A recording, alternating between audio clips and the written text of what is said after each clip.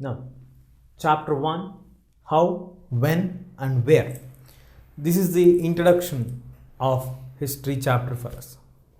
History, generally we define history as a study of past, a collection of the past events. How did the present day system has occurred? What happened before this system has got in place? How did the system come over? So all these questions are answered in history. But now, as we are introducing the history, we have a chapter named how, when, and where. How did the topic come? From when did the topic start? And where did this topic begin? Like that story begins for history, any concept you take. First we see how it happened, when it happened, where it happened. Then you get the clarity on what happened exactly there. So now here, how important are dates? We generally associate history with the dates. We generally hear the comments that history is a boring subject because it is associated with dates. History and dates. Most of the historians were fascinated about the dates. Any incident, when you refer about any incident, we need to quote the date because we need to know what happened at that time, when it happened, during whose period it happened. So that is why the dates specification was highly given top priority in the initial years when the historians were writing. But as the time passed on, history is not a boring subject as many of us feel. Yes, history is associated with dates, but it depends on what dates that we take into criteria. And historical questions give notions for us. Like for example, when we travel in a train, when we look at someone who is having a sip of a tea on a roadside stall, do we ever think that when did the railways start? How did the people travel earlier to the discovery of the railways or earlier the starting of the railway network? How did the people travel to long distances? How did the people acquire the habit of having tea? So it's not only with the tea, with the coffee, with the cloth, with the transport system.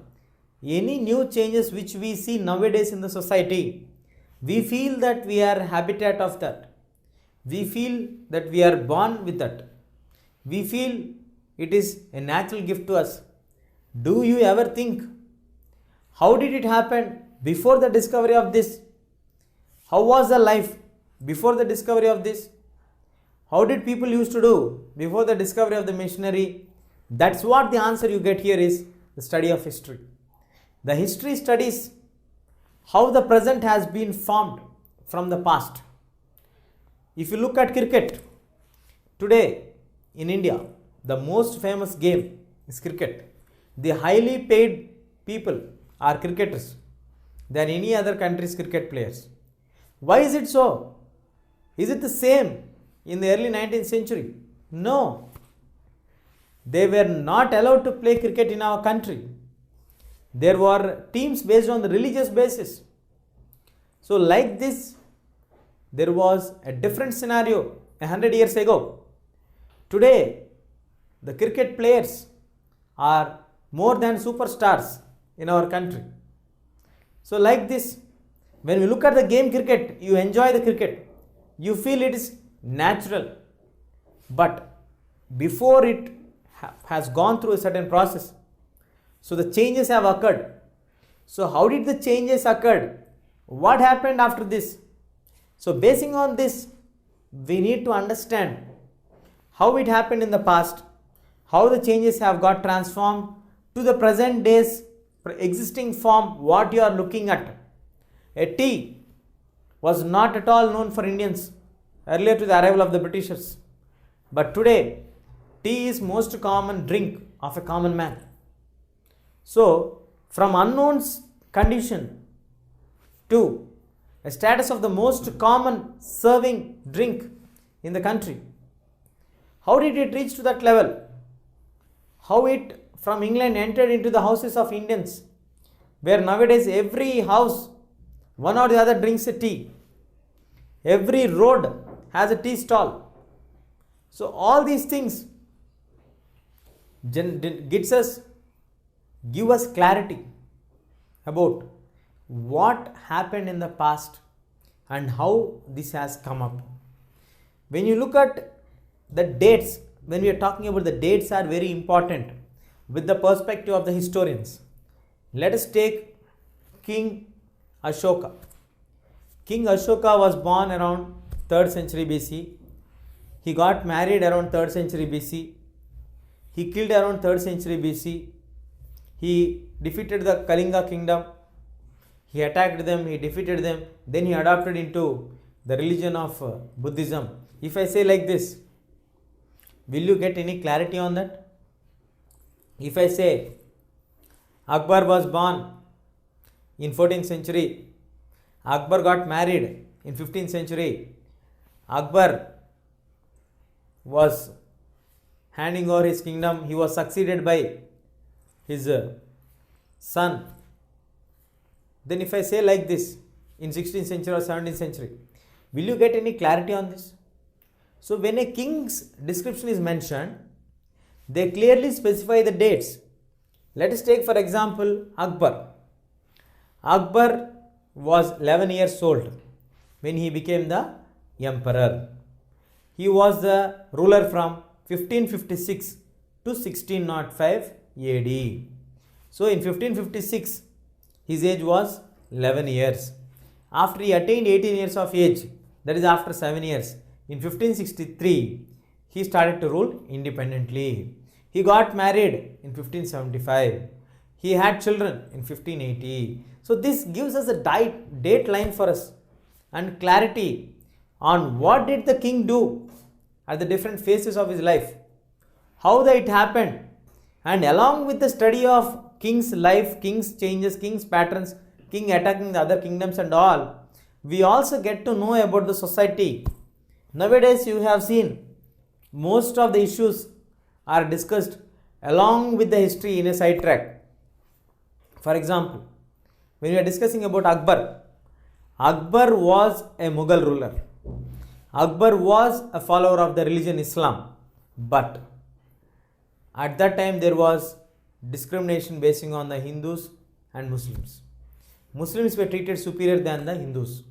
Hindus have to pay tax when they go to any religious place to their Muslim counterparts.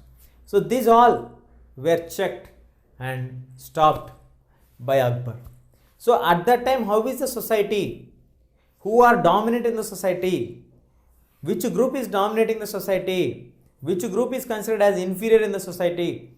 These all points we can understand when we study the history. It's not only the king's point of view or king's development or king conquering many other regions. We also come to know what is there during that time. How was it spreading? How the people reacted for that? How is the society that time? How is the trade relations that time? How are the religions that time? Are there any new religions coming up during that period? All this we come to know when we study about the history.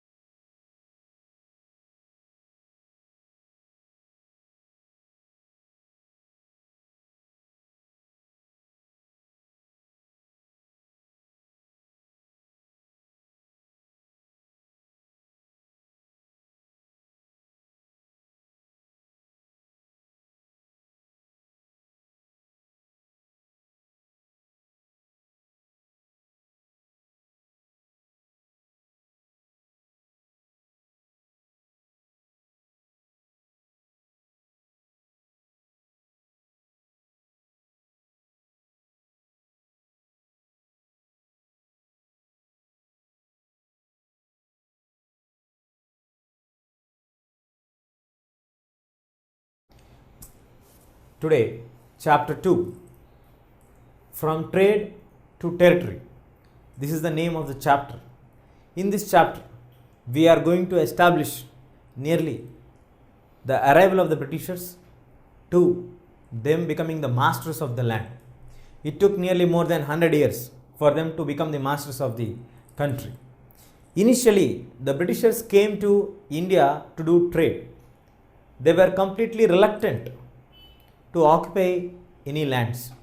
To establish their own factories also, they used to take permissions and they used to depend on the Mughal emperors, they used to depend on the local kings for their support. Then how did these people who were reluctant to occupy the lands, who were reluctant to take over the kingdoms, targeted the kings, established the control over the kingdoms, and finally became the whole and sole ruler of the country?